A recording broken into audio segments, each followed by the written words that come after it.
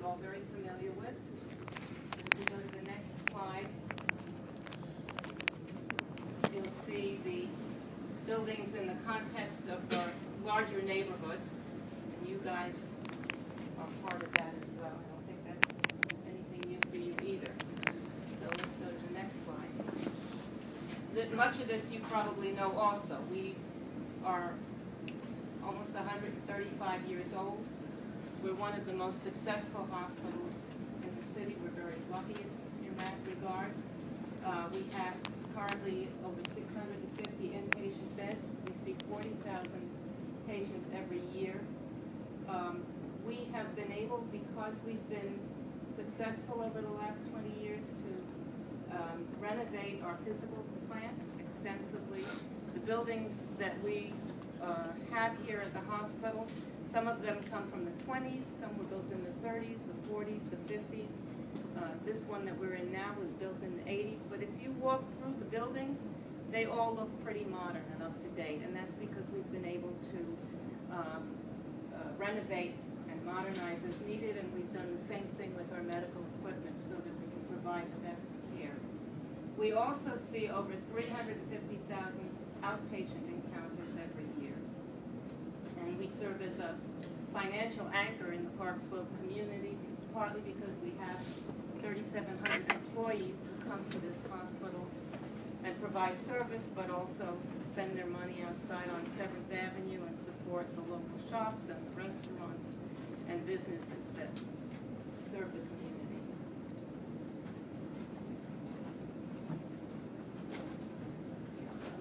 So Brooklyn, as you know, it's the coolest place on the planet these days, and we have the largest growing residential population in the city, and that has been reflected in the increase even in our inpatient services. Inpatient services in a lot of other hospitals have started to decline, but in our hospital that has not been the case. And we have neighboring hospitals that are facing, unfortunately, increased pressures, and some of them are financially strained, some of them are threatened with closing, and of course that is putting additional pressure on our hospital to provide more inpatient and outpatient care. The other thing that's happening is, you know, there are changes in the way health care is being delivered. There are different kinds of insurance reimbursement schemes these days, and Obamacare will change things even more, so that there's a greater emphasis now on outpatient care, on what's called ambulatory care. It doesn't mean that you bring ambulances to the hospital. Ambulatory care is care that people walk in and receive. And the technology has also changed, so that things that were done in the hospital years ago, or even 10 years ago, that made you have a hospital stay of 5 days or 3 weeks, now are done in a matter of hours, and the patient goes home. So we have a lot of changes, and the hospital needs to respond to those changes. There are certain space requirements that are needed to meet those changes. The new operating rooms that are needed for the technology that we have today need a larger floor plate than ever before, and you'll see as we show you some of the ideas that we have why that's important to us. It's also true that physician practices are shifting the way they work. There are very, very few single practitioners, even in Brooklyn, which was one of the last holdouts. So these days, not only do you see group practices, but you see physicians that want to be employed by the hospital, or they want some kind of a financial arrangement where they can be near the hospital, or they actually want to stay independent, but they want their offices at or very near the hospital. So all of those things are impacting the way that we thought about this building. We, at this time, lack the capacity to really meet the growing demands that are on us. And we need to expand and consolidate our ambulatory care services. And that's the impetus for building a new building. The building will provide us with the flexibility not only to provide the ambulatory care that the community needs, but also will allow, as we take ambulatory services out of the hospital buildings that we're in right now, will give us more space to expand inpatient care, which here at New York Methodist is also growing. So here are some of the things that we're thinking about putting into the new building. We want a 12 operating room ambulatory surgery center. We want a new endoscopy suite with 6 special procedure rooms. We badly need to have a cancer center that incorporates all of our cancer services. Right now we have radiation oncology here in the basement of one of these buildings, but chemotherapy is on 4th Avenue between 4th and 5th Streets. So we want to consolidate that. We want to have an urgent care center so that people who are experiencing a painful or frightening condition, but that may not necessarily be life-threatening, don't have to go to the emergency room. They can come right to the urgent care center if their own doctor isn't available. And then we're also looking at having some public functions that would be a conference center for health education and community outreach. Just as many of you may have been at meetings in this room or in our auditorium, we want to have additional space available for the community to use and for us to use also for education purposes. So I think what I'll do is I'm going to at this point introduce our team of people who we're working with to plan this center. They're all here tonight because they want to listen to you, they want to hear what you say, and they also want to present their own ideas. And so the lead person is Paul Travis from Washington Square Partners. He's our development consultant. And we have Elise Wagner, who is working on some land use issues for us. Chuck Richmond, who is from Lend-Lease. That would be the construction organization that we will work with, and we particularly wanted him here tonight. He hasn't been at many of our community meetings, but because you are on the block, one of the blocks where construction would take place, we want him to hear your concerns about that. We have Frank Gunther, who is an architect from Perkins Eastman, which specializes in the development of healthcare facilities, and we also have Peter Cavaluzzi, who is an architect who specializes in contextual design for communities like ours. And then we have Rafaela Siskin, also from Washington Square Partners. Did I leave anybody out? No. So the technical stuff I'm not as good at, and so I'm going to turn the program over to Paul Travis, who will talk a little bit about some of the issues and technical issues in planning the building. And I'm going to start by, I assume you can all hear me?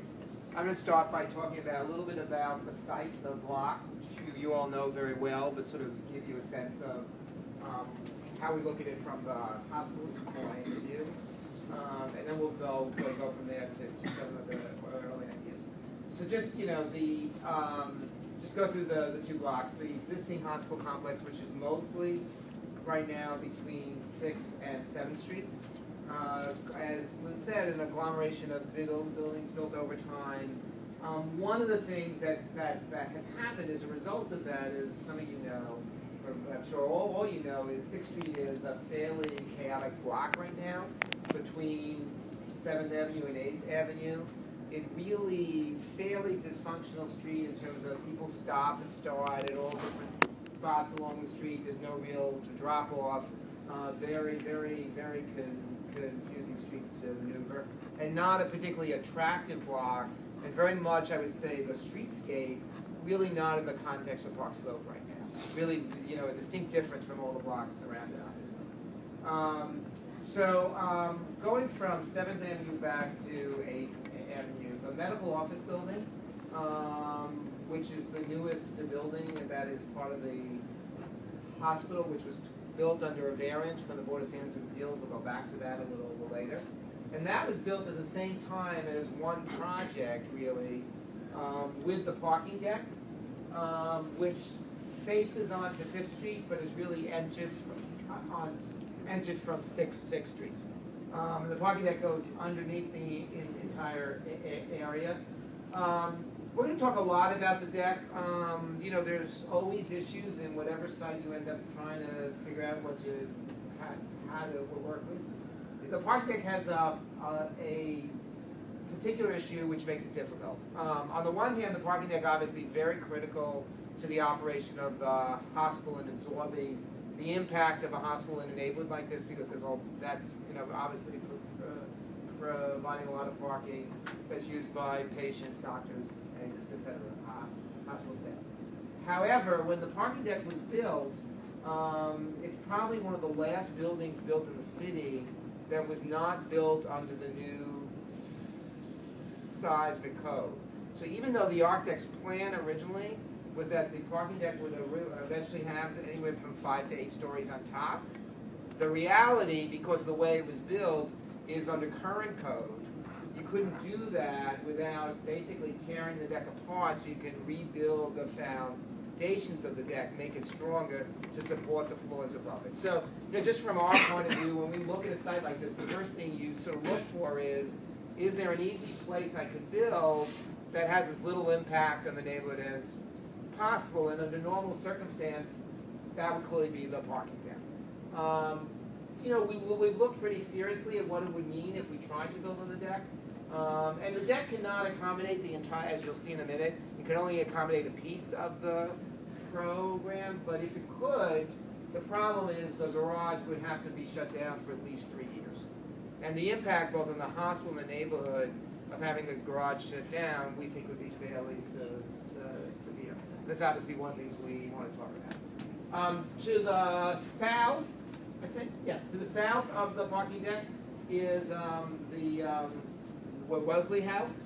How should I put it? Not an architecturally distinguished building, certainly, but again, it is fully used. It has offices on the lower level. It has housing on the upper levels. Also, a very narrow building because it was built as a residential building. One of the issues, as you'll see in a minute, is because it's a residential building, there's also a rear yard requirement. So putting aside all the physical problems of building on the deck, even if you could build on the deck, you can't get a very big floor plate because you have a rear yard. So lots of problems with the parking deck. So then the other property the hospital owns on the site. So there are 3 row houses the hospital owns on 5th Street. Those had both hospital staff, and some of you may be here. Other private tenants, some of whom originally lived in the building that was actually on the parking lot. So there are those buildings. If anything's built there, obviously those tenants will have to be moved to comparable housing. There's a row of houses on 6th Street, most of which the hospital's owned for a considerable period of time, fully occupied by both hospital staff. There are a number of hospital offices in there currently. Then there's the parking lot on the corner of 8th Avenue and 6th Street. The history of that lot is there was originally a 7-story, I believe, apartment building on the corner, which was condemned. Basically fell down, or was about to fall down. There was also originally the buildings facing 6th Street. There's a parking lot which developed over time. Obviously, is now used mostly as the doctor's parking lot, as I'm sure you know, because many of you back up to it are right next to it. Then there are the hospital-owned row houses on 8th Avenue. Those are not in good shape, as is sort of obvious from the street, although there's not a dangerous circumstance from the street, but they're not in good shape at all. Have not been for a good period of time. So that's the site that the hospital owns, and like any block in New York City, it's just full of lots and lots of complications, as we'll talk about tonight. Okay? So the first, once we realized that the deck was not going to be a major part of solving the problem of how do we do something, build in effect a modern medical building on this site, one of the first things that we looked at, and really, were some discussion, because if it did work, it would obviously be a lot better, is could you use existing row houses? That's, again, one of the sort of obvious things you think about is can we reuse what we have? the issue that we have, and it's the issue a lot of hospitals have faced in the city, so, you know, probably not the first time if you read the newspapers, you've heard about these sort of issues, is if you look at it, and what you're seeing in the back, which we're going to have a little clearer in a minute, you're seeing sort of a prototype floor which shows the surgical rooms that are needed for a facility like this, and the endoscopy rooms, and then the rooms that connect, and we'll talk more about it in a minute. And I should say Frank is the one who really understands this plan. I am not a hospital planner, so we can definitely talk about it in more detail if people want to understand it. But this is a basic concept of how you would lay out a floor. So what you can see is the problem is the row houses, which because of the way they're built, these are all load-bearing walls. And so you don't get the ability to use that space for the medical rooms that you need. They're just not, they're you know, the row houses are great built-in buildings, obviously very much one of the great features of Park Slope. But when you're looking at can I build a medical building here, they don't really work. So that's the first thought. I'm happy to go back to that because I'm sure many people have comments on it. Okay. So then we also look at what the zoning is here. And again, Elise can talk more about it if people have quick questions about it. So what we began to look at is that we basically had a site which, given the parking garage and the Wesley House, what is left is a U, which is the buildings on 6th, and then on 5th and on 8th Avenue. And this site, in effect, falls within 3 zones. The R7B, which is mostly to the east of us, mostly on 8th Avenue, but includes the corner of the site.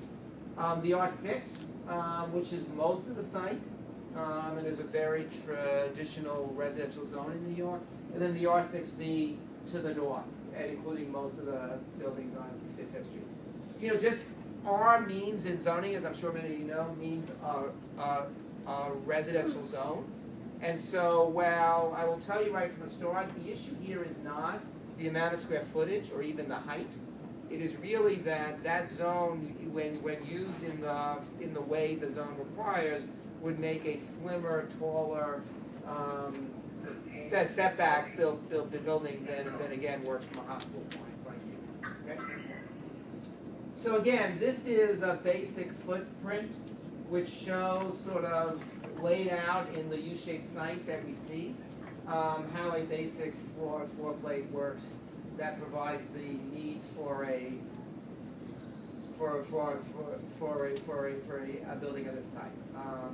And you know, building of this type, what's really important is, you know, this is a building someone's coming to. It's, you know, this is elective. You're not coming to an emergency room. It really needs to be a really great hospital, a great healthcare experience with really nice space, and you want to be in and out as fast as you can. You're going here for a procedure where you're trying to be out within a few hours. So we're trying to make it as efficient and welcoming as we can. Okay. So just so you understand from a zoning point of view, and I don't want people to misunderstand. We're not saying there's a building we're going to build, but from a zoning point of view, just important to understand what the zoning provides and why we will ultimately need to take an action. So if we were to build as of right, and we, meaning if the hospital would build as of right, or, you know, just say a theoretical world where the hospital sold the site and someone were to build what the zoning allows. It doesn't really matter if it's the hospital or anyone else. This floor plate is what the zoning envelope ends up being, and that is because of the rear yard requirements and the setback requirements. So what you end up with is very narrow building on the corner of on 6th and 8th Avenue, and then another narrow building along 5th Street. Now that makes sense, because if you think of what a residential neighborhood is like, these are very traditional residential buildings. So if you think of the apartment buildings that have been built in the slope, they sort of look like this, because this is what the zoning provides. So if you go up 8th Avenue further north, this is what an apartment building up 8th Avenue is like in form. They're pretty tall, They're pretty narrow. That is what the zoning envelope is. Just the only reason we show it really is because clearly this envelope would not result in a building the hospital could use. Okay? So, this is a very, very early idea. I emphasize that because part of, we're going to do a lot of listening this summer and learning from you and then come back with something that's probably going to be somewhat different. But this is a very early idea of how the building would work. I'm going to let Peter go through that. We're going to go through a little bit of the plans and then we'll come back and talk about process. Yeah, we do want to leave a lot of time for questions. Okay, I just want to drop back just quickly and make a couple of quick points. The building footprint that you see here in the photograph has two areas that have a particular dimension that's wide enough for the surgical suites and the endoscopy suite. It's about 95 feet here and about 90 feet there. That's a perfect dimension for those uses. And so we're trying to maximize the utilization of those areas. In the mid-block, we've located the circulation. We have about 70 feet here.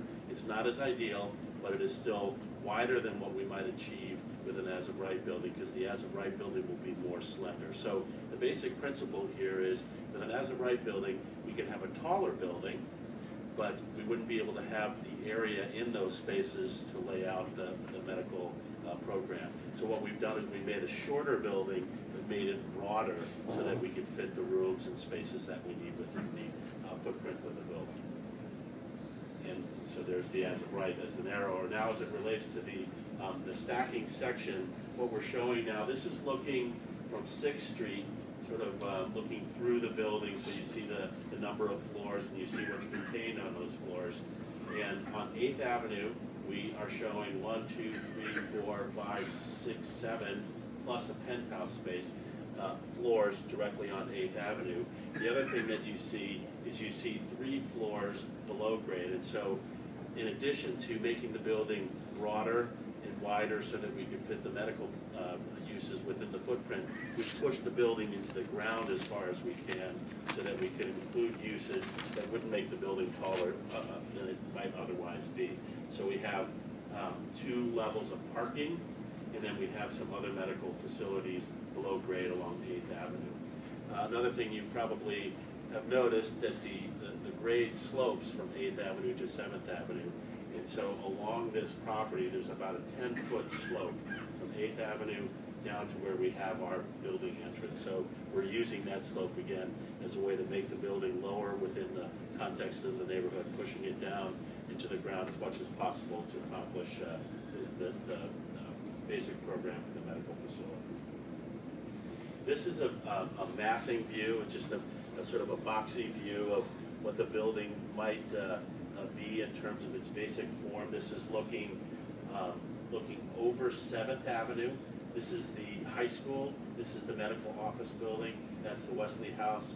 This is the balance of the hospital. And the terracotta color is the really basic massing of the proposed building. And so as Paul had mentioned, it's U-shaped, so it fills out that part of the block. We do have a small amount of program on the parking deck. We have the amount of program that allows us to build there without changing the structure. And that feature also contains service. So what we strive to do is bring the service vehicles off of 5th Street and have all of that happen directly on the site to minimize the impact on 5th Street. But you do see a building, again, it's sort of more broad, but it's not as tall as we might otherwise be able to accomplish in an as-of-right scenario. In terms of how the building will circulate and what the ground floor will work or will function as, this is 6th Street. And the major entrance to this facility, the entrance just outside the door, is located right here. So cars come in and they circulate down through this porte-cochere space and then head out along 6th Street. As you know, 6th Street becomes very backed up with vehicles. And so one of the key ideas that we tried to implement as part of this plan is a notion of creating what we're calling a Muse Street that connects between 6th and 5th. And not only will that create a much better circulation pattern to bring cars off of 6th. It also was something that inspired us when we looked at the neighborhood. We saw I guess, to the north, Polhema Street and one other street that's really the only two streets within the slope that actually Fisk Street that actually run in that direction. And so even these streets won't be exactly like the street that we're proposing, won't be exactly like that street, but it was sort of a source of our inspiration in terms of creating a better way to access our new facility. We're also seeing an opportunity here to really reestablish the street trees along 6th Street to bring sort of the character of a park slope sidewalk and pedestrian atmosphere to 6th Street. Right now that's been taken away because of basically because there's empty lots and there's setbacks and there's not room for trees. So we're proposing that because this building now will occupy more than 50% of the north frontage of 6th Street, we have a chance to reestablish a more pedestrian atmosphere along that walkway. The primary entrance to the hospital will be located here. We'll have a secondary entrance up at 8th Avenue and 6th Street, more of a community-oriented entrance. As I said earlier, we have the service vehicles coming off of 5th on the roof of, or the top level of the parking deck, so that we bring those vehicles off the street and allow them to access the building here. So that's the maximum amount of additional building that we were able to put on the parking deck, and that again brings the service vehicles off the street. And then the other arrows show where the existing entrances are throughout the existing facility. So just to have a look around the 4 streets that surround the site, obviously Park Slope is known for a really rich architectural heritage, and it's not just the brownstones. There's many beautiful civic buildings and religious buildings that create a really unique character for Park Slope. But if you look closely at the streets that surround our site, you see quite a varied collection of different building types. You have modern, you have historic or older buildings, you have buildings that were built in the 50s, you have empty lots, you have commercial buildings. So on 6th Street there really isn't a consistent architectural character, and I think we have the chance now with the new building to really bring greater continuity along this whole frontage and again try to reestablish a more pedestrian character along 6th Street. On 5th Street you have yet again another entirely different character. You have the high school on the left side of the screen. You have the medical office building on the right. Just the sort of one story of the parking deck that projects out, and then we have townhouses at the I guess the east end of the block. So again, a lot of variety on the block. It's not the sort of consistent brownstone character that Park Slope is very much known for. So we have a lot of different criteria and character to respond to as we look forward to designing the building. On 8th Avenue, again, once again, a lot of different changes here. We have the church on the one corner, the hospital on the other, parking lot on the block that we're proposing to build on. And one of the things that I was really struck with 8th Avenue is the change in scale that you can find on 8th Avenue. There's everything from a single-family house, which is a couple of blocks north from here, and then just a few blocks further north from there, you actually have 12-story apartment houses. And as Paul had mentioned, on the block that we're proposing the new facility, there was a 7-story apartment house. So even though the scale and character is very pedestrian-friendly and very welcoming, there's within that still a lot of difference in terms of architectural style and architectural scale. And so we recognize that, and we want to try to capture those elements that create that sort of small-scale, welcoming pedestrian character along the streets. And then lastly, on 7th Avenue, again, Park Slope is well known for very dramatic and iconic architectural features at the corners.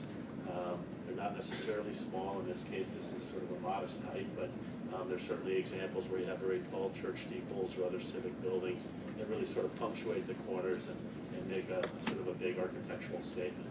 And then on the medical office building side, we have something that's more quiet and just really making the block and not really making such a large statement. So just walking around the block, we see a whole range of architectural styles. We see a whole range of scales and characters and textures. And so we know there's a lot of variety.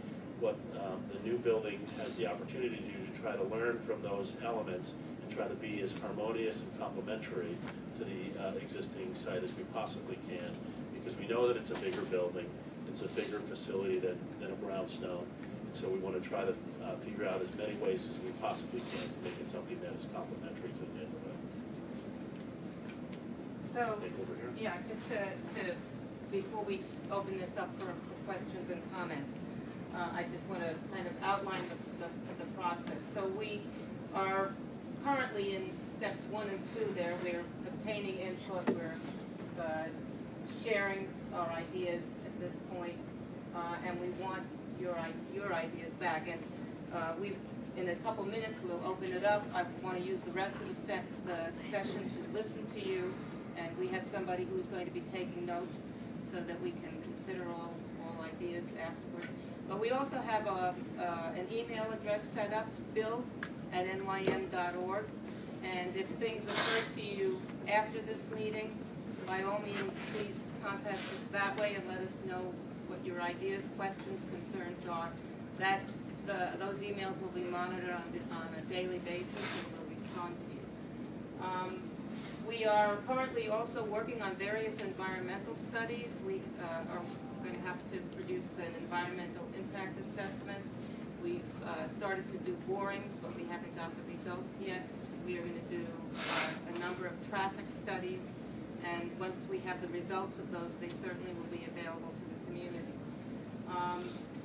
Eventually, we are hoping to obtain the variances that we will need in order to build this thing broader and shorter rather than thinner and higher. We also need to get a certificate of need from the Department of Health, and we're fairly sure that that's not going to be difficult because they are encouraging hospitals to build ambulatory care facilities and have already granted certificates of need to other hospitals in the city for that purpose. We also will have to develop relocation plans with both the existing tenants of the 3 buildings on 5th Street and more massive, the employees who have offices in the buildings on 6th Street. Quite a large number of those buildings have medical offices or have back office space that's being used, and we need to relocate all of those people.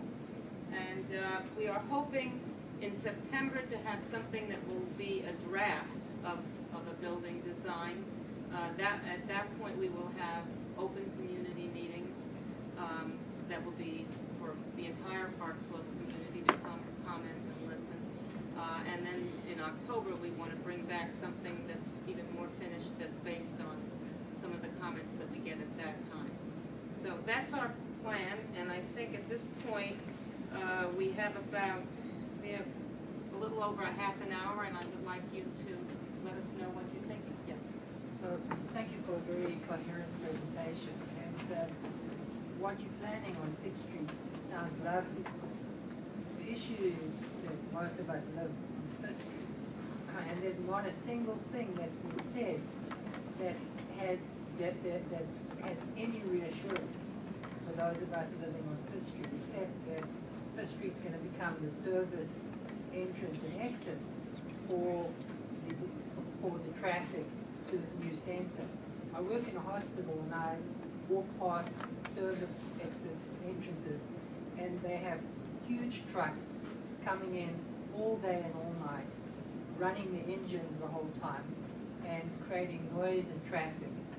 And watching this presentation, 5th Street looks like it's just going to become... So your concern is with the business of the trucks going in onto that parking deck?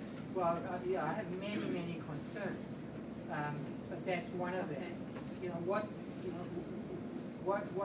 you're doing and saying that can alleviate our huge anxieties about 5th Street and the residential character of 5th Street being destroyed by this proposed building. Can I say something about that also? Yeah. On 5th Street right now is very traffic heavy. Everything from 7th Avenue for some reason or other happens to come up to 5th Street. Traffic is very heavy now. I can just imagine what it's going to be like when construction starts. That's my concern. I guess a few comments. One is we are, certainly hear what you're saying. We are doing a traffic study. We're looking for comments like this they'll be looked at in the study. I guess the one thing I would say is, in this case, hopefully unlike the other hospital that you're talking about, the truck would be off the street actually. So we've moved the dock all the way back inside, but I get your point. Still means they're turning onto the block. So I understand that. I understand your point about When they traffic. leave So the building, they're gonna that is go one on of the the, block. unfortunately, our traffic guy is out of town, but he's definitely looking at this summer, and we'll be at the next meeting, and we're going to look at these issues. Yeah, but the Yeah. sense is that the sort of the back end of your whole development faces Fifth Street. The front end you kind of beautifying with trees and a sort of more street level community feel. You seem very intent on making Sixth Street a much more pleasant street. Uh-huh. But it sounds to me that it's totally going to be at Do you the want to expense talk about some of Fifth the green Street. space? Right, well, so, it was my mistake to not say that on the hospital side of Fifth Street, we certainly will provide new streetscape and street trees. As it relates to the building itself, we have the smallest amount of frontage on Fifth Street that we're building new. But in those areas, the building will be the lowest of the entire development. So we're stepping down. We're not going to be as low as the townhouses, but we're stepping down as much as we possibly can to be more compatible. As Can much you say how many floors? Yeah. I don't know yet. we're not sure. Can you give talk us about a the rough green roof idea? and the green spaces? Right, and then a few other features on Fifth is on the rooftop of the loading area that's on the garage. We're making that into an entire green roof. So behind the Wesley House, behind the new wing of the medical building, and then facing across to the high school will be sort of a central green square. There'll be a green roof that'll be a nice viewing element for the buildings that surround it. The townhomes that you don't currently own on that side of Fifth Street, are you trying to purchase them? No, we did at one time. We made overtures several months ago.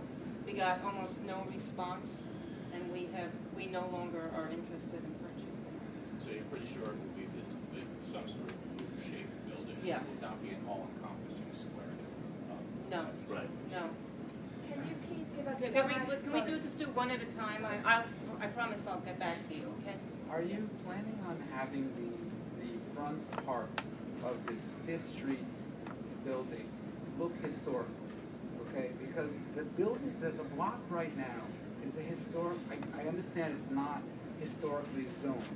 Okay, but the buildings are historic. If you go and look at other historical blocks, they protect limestones like this. So you're going to tear those down, rip them apart. Okay.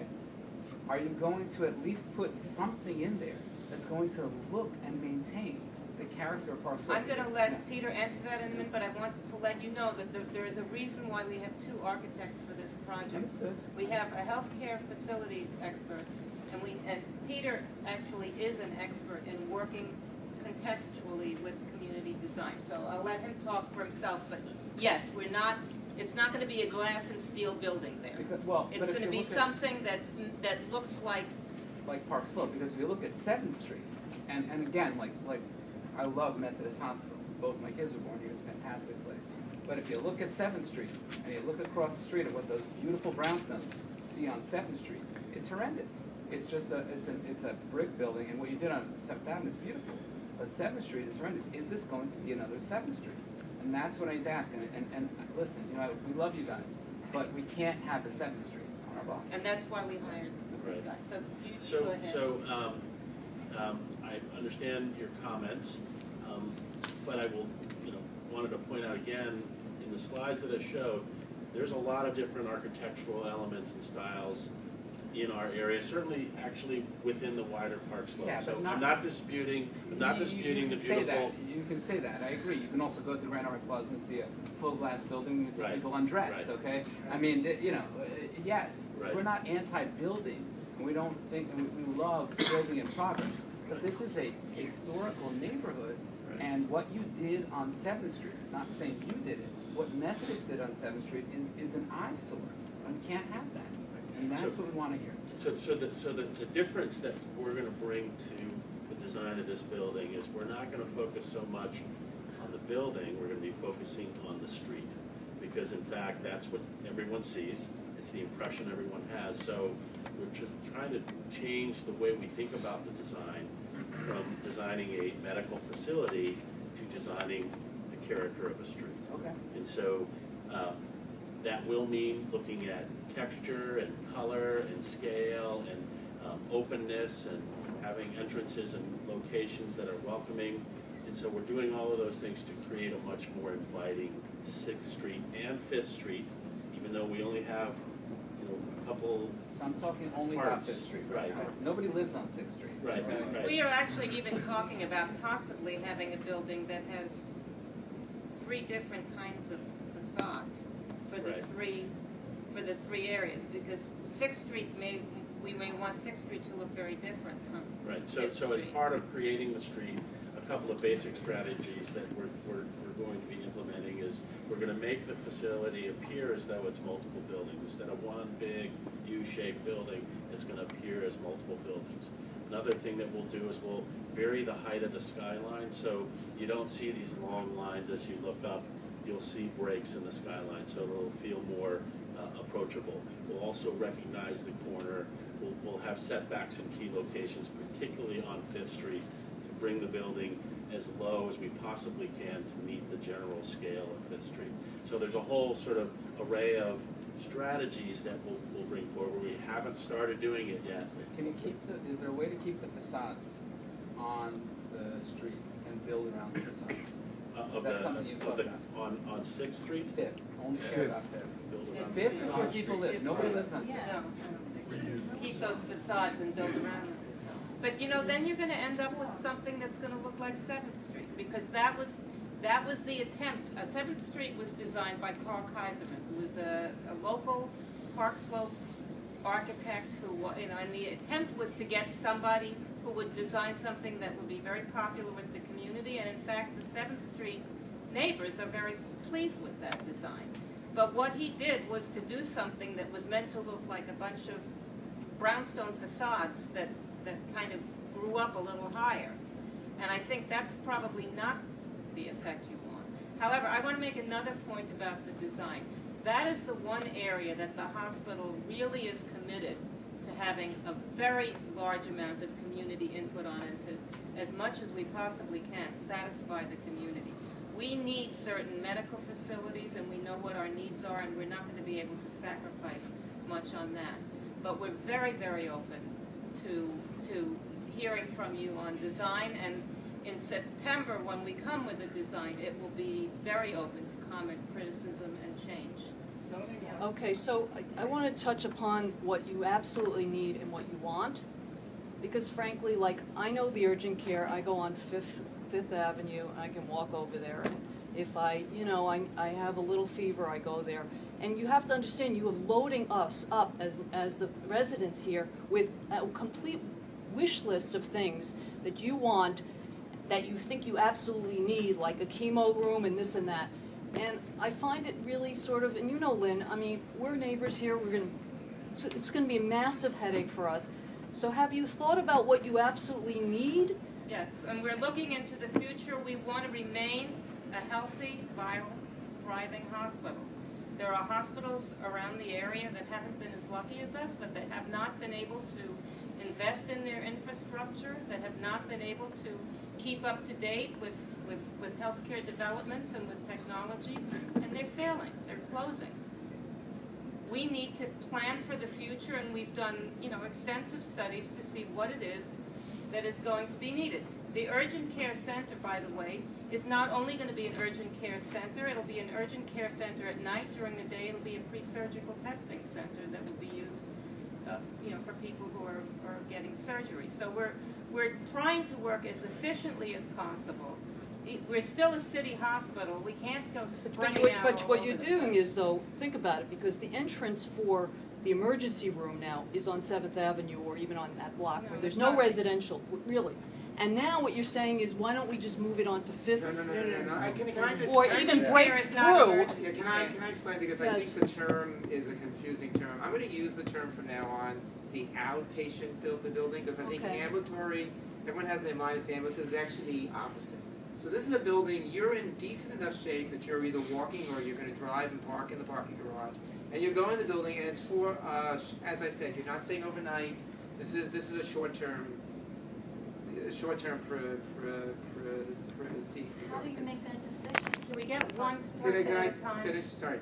So what we've been doing the last few months is working with the hospital and coming up with what needs to be in a building like that to make it an efficient medical facility. However, after this, we're going to go to the state, and they're going to, part of a certificate of need is you have to prove you need it. And you can imagine, given what's happening with hospitals in New York State and New York City, they don't let you build an inch that you can't absolutely show you have an absolute need for it. They're not letting you build, gee, I just want to build more space so I have it. It's not how the process works. So we think, right now, somewhere in the range of 300,000 square feet of zoning floor area, which is what we're trying to accommodate on this site. That is less than the zoning would allow, so we didn't go to the total, we didn't just say how much can we build and use every inch of it.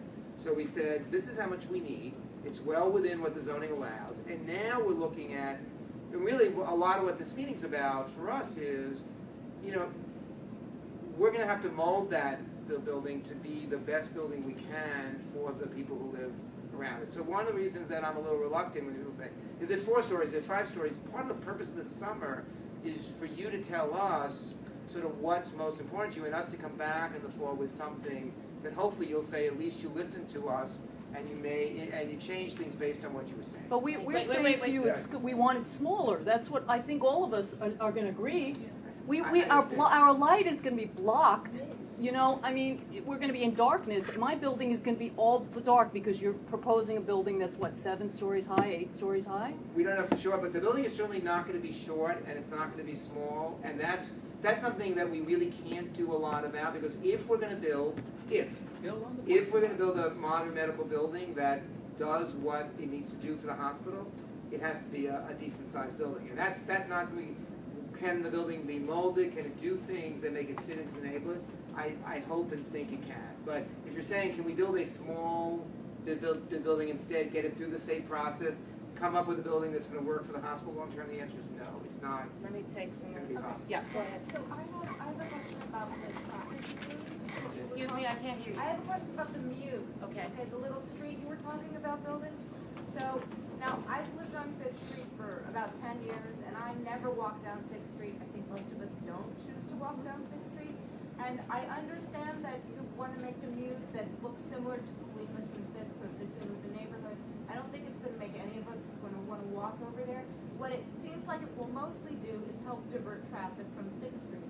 My concern is that adding all of the traffic coming from the service deliveries onto 5th Street, and then also diverting more traffic from 6th Street onto 5th Street via the muse is more than doubling. It's like quadrupling the amount of traffic that is then going to be spilling out onto particularly upper 5th Street, which is where we all live.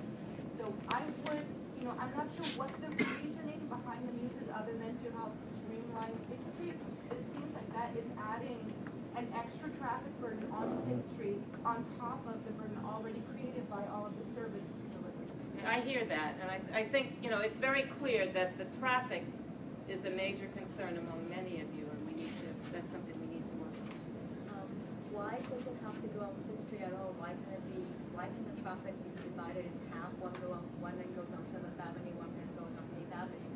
It's already going that way anyway. I just don't, that to me is the most important besides the block by, tall building, the traffic that's going to bring onto the 5th Street. And why should we shoulder it all onto, that half of the street block? That's just not fair. Well, there's no part of the building that's on 7th Avenue. Well, you have that side of 8th Avenue. Why can the entrance face that way then?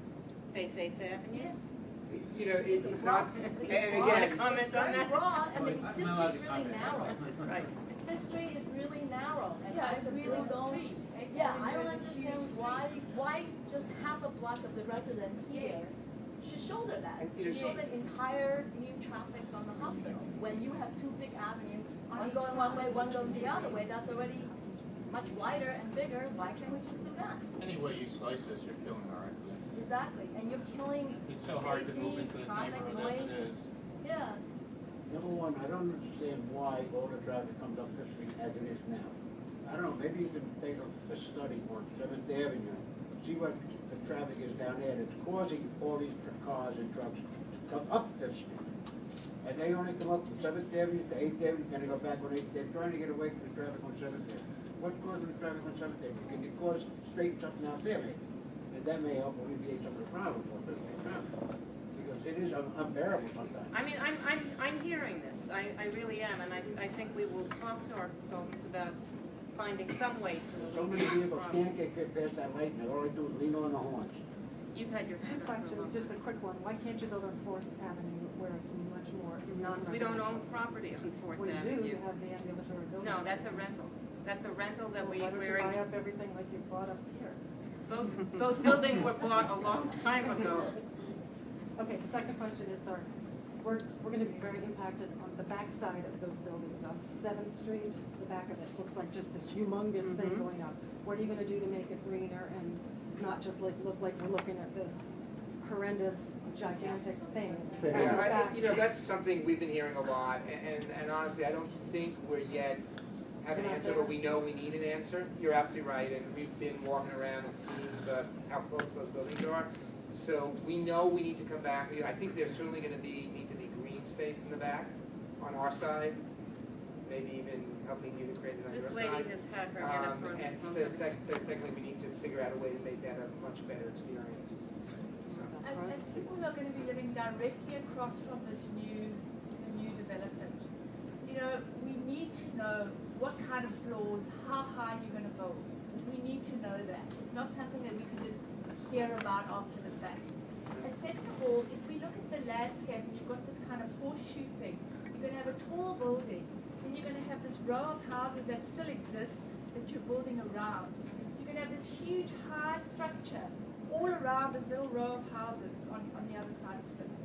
I mean, just visually, aesthetically, I can't imagine how that would work. It sounds like a total eyesore. Not just the light issue, but for people living around with these huge, vastly different heights right next to each other. Well, I mean, that is not atypical for other areas in the slope to have very varied heights. Like this, and Yeah. like this. Yeah, look at Union Street. But this isn't Union Street, right? No, Union Street is a I'm not two-way street. justifying it, but I'm saying that it's not, it is not unusual. But this is not Union Street, this But is we're not gonna, Seventh Avenue. but I hear It's a you, tiny little and it's residential something we block. need to work on in terms of, I don't necessarily know that we can make this a short building. I think we can't, because I don't think it can accommodate our needs if we do that. But we can look at. Why can't you build in that parking lot on the corner? Just build We are to gonna the build sky, it. build all the way, build the Freedom Tower on that parking lot on the Because, corner. Seriously. because it would get narrower and narrower and narrower, and it doesn't meet our needs. We can't put a Well, medical zoning wise, facility how there. high are you allowed to go? Just so we know, worst case scenario, what are you allowed? How many stories? There are height limits on part of the site and not on other parts of the site. And I think what we should do, Lynn, when we come next time, we can show a prototype of what an as-of-right building would look like, and you'll Can you see tell that. us verbally what those height I limits can't are? tell you off the top of my head, and I didn't bring it with me because it's in 3 different zoning districts, so it's actually a little complicated. But we will provide you with that information. The height that is allowed is governed by the FAR. Sloped plane along the street. So basically, they're looking for the building to taper as it goes up. But the end height, since as Lee said, there's 3 zoning districts. There are not height limits per se. It's really where the 2 lines meet, right? That creates that height limit, which is higher than what we're currently showing as our proposed building. The other point about height I want to make is the way the building has laid out at this conceptual stage is the highest amount of the building is on 6th Street. So we brought it down on 5th. It's not as low as the townhouses, but there has been an effort to put more of the height on 6th Street. And then as Paul said, from a zoning standpoint, there's an amount of floor area that the hospital is entitled to build, and we're building less than that. They're only building what they need for this facility. So it's still a big building. It's not a townhouse. but it is less by those standards than what could otherwise be built. This gentleman. I own the brick townhouse closest to 8, the 2 identical brick townhouses. When this pavilion was being built in the early 80s, the parapet of my garage, my 2-car garage, pitched forward because of all the trucks and the dynamiting and the what have yous that went on. I made phone call after phone call, letter after letter. Nobody from this hospital responded to fix that parapet. Not a dime crossed the transom. I finally gave up and had Mason. I can provide anybody here with the photographs of the Masons working on it. They refused to accept. I can tell you that I don't think there is a single administrator from that time who's still there. I've been here for 25 years, and that's pretty much the longest of any of the people who are around now. And I can tell you I've been through 2 major development projects. The first one was on 7th Avenue, and the second one was the one on 7th Street. On both of those, I personally worked very, very closely with the members of the community who were right on the site. And there was relatively little destruction or damage, but there were some accidents. And all of them, the hospital reimbursed. And I know that people were able to reach the hospital because I was the person. My name and my email address was on every newsletter, and we sent monthly newsletters. And you're prepared to put in writing that if we no damage matter your what property, damage, and there won't be any talk about, well, your building was built in 1910, these sort of things happen anyway over time, and it has nothing to do with our dynamiting and our giant trucks. well, first of all, there's going to be no dynamiting on this project. There's no blasting, there's no dynamiting. Well, whatever went on in the 80s did enough to pitch the parapet.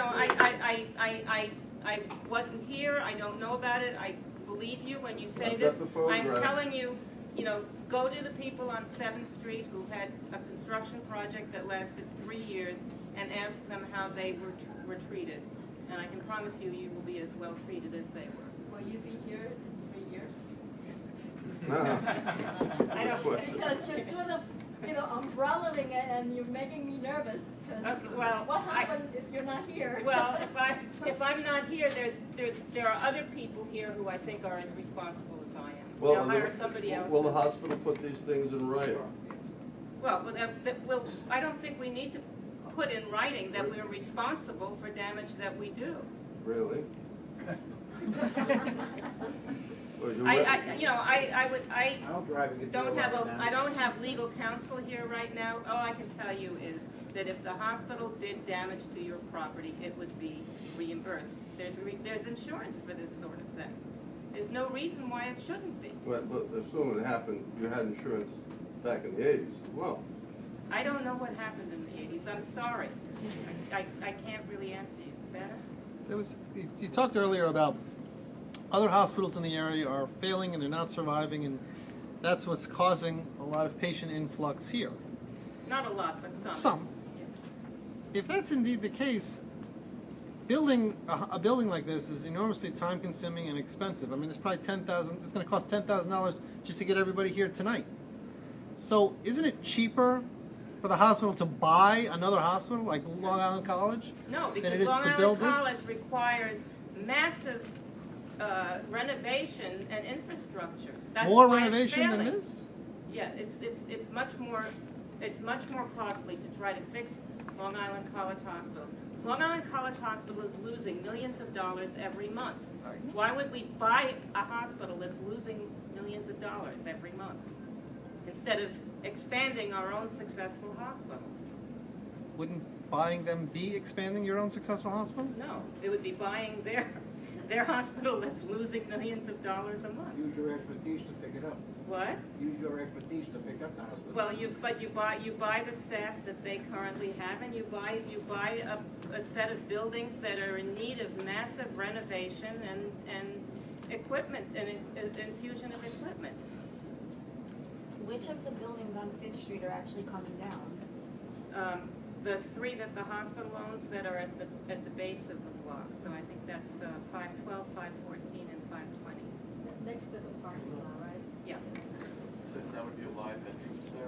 What? There would be an entrance Would there on be an that, on entrance Fifth there? Street into the hospital, or would it be on Sixth Street? No, the entrance to the hospital is on Sixth Street. So the idea, the basic idea of the views is, there's two things. One is to let people drop off, not on the street, try to create more actual traffic flow. It's one of the things I think. Drop off on Fifth or on Sixth? No, in the muse. Where you have to come out onto Fifth. I understand the issue. I totally understand the issue, and that's something we have to look at. I totally get the issue. But let me finish. And secondly, sorry. And then the second piece is to make sure that the entrance to the parking happens there, so people are going in and out, not on the street. And then the third part of it, as we said, is to use the parking deck so we can get all the loading off the street. The basic idea is no loading should happen on the street. So you're well within, so no one's backing, all the noise, the beep, beep, beep when trucks back up and all that, none of that happens. That's the basic idea of the views. I understand what you're saying, but you still hear the beep, beep, beep, whether it's going to be 5 feet Inside over of onto the deck or on it's going to be the street. inside. Well, the Is trucks are there gonna any, be pulling let in me and just out. ask you this, was there any expiration on having the service entrance on Sixth Street as opposed to on Fifth Street? Sure, there's nothing set in stone yet, so that's Because you have to why we're understand, here. I know you were talking a lot earlier about trying to beautify Sixth Street, but I mean, for all of us, keeping Fifth Street as nice and beautiful as possible is our main concern. What we really want is a functional Sixth Street. So, I mean, if Sixth Street looks ugly, you have no trees, you have small sidewalks, you have full entrances, as long as it's functional, you get people in, people out, and it's safe, I think that's what, the big concern would be. You have the impact on Fifth Street as minimal as possible. Okay, yes. What's the issue of the ambulances? How does that work into the scheme? Where the ambulances? There's no ambulances coming into the new building. All right, I just want to say one other thing too, is that I look around here, there are a couple of people in the community who are in advertising. I see 2 journalists that I know here, and I'm sure there are a few lawyers. So if any of this is misrepresented or is done in any kind of hostile way, I guarantee we'll see full impact in various forms of media, including the internet. We already have. Okay, well, expect more. We already have. I mean, if the media choose to take their information from, secondhand rather than getting a primary source, that's their business. We can't really control the media. I have some practical questions. One is, it's interesting, it hasn't come up yet, but during construction, demolition, we live directly across from the buildings that are proposed to be demolished. The young kids, newborn babies in the building. And I'm wondering how the issue of dust, pollutants, lead, there's no doubt asbestos in those buildings, the noise. Well, there are legal ways that lead and asbestos have to be handled, but we have Frank Richmond from Chuck, I'm sorry. And then maybe just 2 other things is you're already congested parking, what your proposals are for parking during construction and after construction. And then the third is about the noise that this new building is going to generate in terms of the air conditioning systems, the generators and all that other stuff is clearly what that does. So as far as the dust goes during demolition, or if there's any hazardous materials like lead or asbestos, the buildings are going to be removed by hand, not by wrecking ball or dynamite. The buildings are going to be completely scaffolded and netted. There will be 100% netting around the buildings. There's also water control measures to keep the dust down. So it's basically contained in a cocoon, the way the buildings are removed. So I think that's it's as safe as it possibly can be. No wrecking balls. The buildings aren't going to be imploded. They're going to come down by manual labor. Brick by brick, floor by floor, down to the street and trucked away. But there will be a scaffold. And in terms of noise, the environmental consultant's not here, but the environmental assessment will have a full analysis of noise, and there will also be a discussion of the noise attenuation that's going to be required in the windows of the new building, and that will relate very much to minimizing the noise that would be heard outside the building. Start to finish, how long is this whole process going to take? I mean, You mean once there's a shovel in the ground? Yeah, or, because this is not, you understand this is not starting for well over a year. Okay. Well, once it actually starts, I think we anticipate about 3 years. That doesn't mean, though, that you've got building going on in front of your house for 3 years, because keep in mind that once the building is enclosed, once the facade is finished, then the rest of it goes on inside, and you're much less aware of it. So issues of parking, you're in and after construction. But when you say issues of parking, what are you specifically talking about? No doubt, during construction, sections of the streets are gonna have to be closed off, or the sides of the street. And once the building is put in place, there will be some parking lots. If we remove some and with parking. extra traffic. Okay, so what we did on 7th Street, and I cannot probably duplicate this time, because in the course of working on this, we are going to lose our doctor's parking lot, which means the doctors will get moved to the garage, and that means a whole bunch of people who currently park in the garage will be moved to some off-site with a jitney going back and forth. But we did replace some of the parking spaces that we took from 7th Street during the construction period with parking spaces in our garage. And I would look to try to do something similar to that. I don't know how many spaces could be available. I don't know whether we would possibly provide some spaces at the off-site that we were providing for our employees, and then allow people to use the jitney back and forth to the site. But we will definitely try to address that, and if we take parking, we'll try to replace it as best we can. The other thing is that we're asking the construction firm to make sure that their own employees do not drive here, that they need to find a site where their employees can park and they run a jitney back and forth, so that we don't have additional people coming and parking in the neighborhood at a time when parking is going to be difficult anyway. When you say take parking spots, do you mean during the 3-year construction, or do you mean for all time? During construction. There's no reason why we would take them for all time. It's during construction sometimes that they need to rope off an area, or they need, you know. How many additional employees will this enable the hospital to hire and work here permanently? I have no idea. That's something we can. That'll be in the environmental. Yeah, that's what we're Because studying the volume of people, you got a big building, you're going to fill with people. Those people are going to be driving here and doing other things here, and it's going to create a more congested scenario. That's what happens when you have I understand that. So, a vital hospital. you know, you should be able to calculate if you have a surgical suite, we get 10 people. If we get this, we get other Well, people. we are. That's the environmental studies. This gentleman hasn't spoken yet. Yeah, just a quick question and then a comment. On the question of the distance behind what you refer to as townhouses, the existing townhouses, to the building that is being proposed. What is the distance in feet? For one thing, what's being built right behind those buildings is going to only be 1 story tall in the first instance. So even if there might be a small distance, it will only be built to 1 story before it rises up to the taller portion of the building. You happen to know It's what 30 feet from the property. No, of the townhouses, you mean, I think. 30 feet from the property line in the middle of the block is the taller part of the building. The townhouses, the building's closer to the garage, see, it's only about 10 or 12 feet. And then a comment that I wanted to make was, you know, in your presentation, I forgot your name, you talked about the aesthetic of variety in the community. Now, I'm a long-time resident of the community. I think all of us who are residents appreciate the variety. But I think that what Methodist has done in the past has been to make it very unaesthetic, the variety. So there's variety, but it's ugly. And I think that's something that needs to be very much kept in mind in this community. Now, that was my point earlier. So that's, You so look that's at why 7th we're going to Street. focus on designing the street. Understood, but the history of this, we appreciate everything you're saying, we love you guys. But we look at the facts on the ground.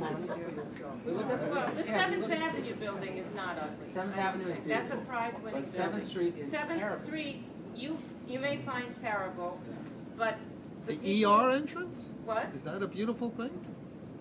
The Carrington Pavilion, I think, is an example of 1980s hospital architecture. I don't think it's terrible, but I don't think we could all argue about the aesthetics of the building. I'm not defending much of anything except for the 7th Avenue building, which I think is the one that had significant community input and was greatly improved by that input. And this one is being planned up front to have a great deal of community input. So it's not going to suddenly shoot up before you. You will have an opportunity to see an idea in September and to provide additional input. We have time for 2 more questions, and then we really need to end because we have another group. How do you handle, I mean, my house is gonna be the one at 10 feet, I think I heard. How do you handle the privacy issues?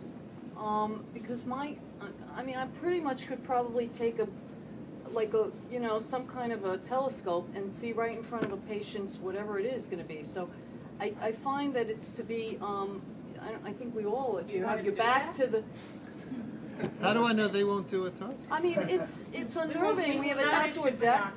So, I mean, you know, the point about it is, and people talk, I know everybody lives a different part of this, so we're worried, of course, obviously about the light, because it's just gonna be outside my window, this big, massive, there's gotta be some kind of a beautiful thing, and to understand about the privacy issues, because I think the last thing the hospital needs is to, you know, somebody looking out and they see, you know, us right there. So I just want to say to the room that this is a very important part of anybody who has the back to that building, and for it to be beautiful, you know, we look at, but really to be beautiful from anybody's perspective of looking that way, and then maybe looking at different heights that it sort of allows from so that we're not in darkness the entire, you know, year. It really has to be maybe looking at slits. I'm worried about some people here from 8th Avenue. That whole thing is going to be blocking them too. We're going to be blocked out. So I think, you know, if you're going to do it right with less opposition, there's got to be ways to look at how light comes in and it's not impacted. All right. We'll look at that. All right, this is the last question, but remember there's build@nym.org. You're all welcome to use that as a vehicle for contacting me. And Okay, right now I have a house that has 2 rental units that are going to be, their leases are going to expire while this is starting to go on. What are my chances? What's going to happen when no one wants to rent my house anymore? Financially, I'm going to be down the hole. Is Methodist going to compensate me for that if I cannot rent the house in my apartment? Because of this construction going on? I'm just asking. yeah, I can't answer that question, but I hear what you say. Yeah, for the few years that it's going to be horrible. Maybe we will have people who will want to rent it, because it may be very desirable, even with the construction going on, for some of the people who live and work at the hospital. The contractor. And that's something we could definitely consider. Okay. Farming it as the office. You know, I think we got everybody's email address. Yes? Field office. Did you put email address down? I wanted that because I want to be able to contact the 5th Street group as a group, because I think you clearly have interests that are different from people on 8th Avenue maybe, and certainly from people who live on 3rd Street and 7th Street and other areas of the slope, who may also be concerned, but will have other kinds of concerns. Excuse me a minute, are these images on your website? No, they're not. We're not releasing these images, and we're not really releasing any information about the plan because, as I said at the beginning, it's preliminary. We're looking to gather input from focused groups, but we're not putting things out to the press. Now, you know, some people have leaked information that they've gotten from meetings like this to the press, and I can't do anything about that. A great deal of what was in the press recently is not accurate. So, you know, we will in mid-July provide the press with a fact sheet that will be an accurate statement of what's going on at that time, but even then it's all going to be preliminary. You know, and I just want to emphasize again, nothing is happening immediately. We're taking our time and we're listening, and we will respond. We'll get back to you. And I do thank everybody for coming. I thank you for being, you know, an extremely responsive group and very civil, and I certainly understand what your concerns are and why you're concerned, and we will do everything we can to try to mitigate those concerns. Thank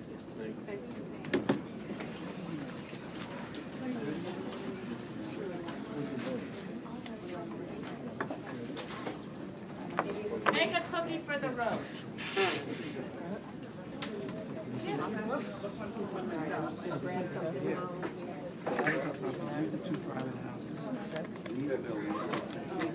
Oh, okay. If you want to. Because what, okay. So we're saying the same. All right, next time I will. Yeah, it's straight out. It's right past the desk on the left. On the left? Yeah. Okay. Can we shut this off for now? Can we shut this off? Yeah, bring it first. Okay. The guard. Are we coming?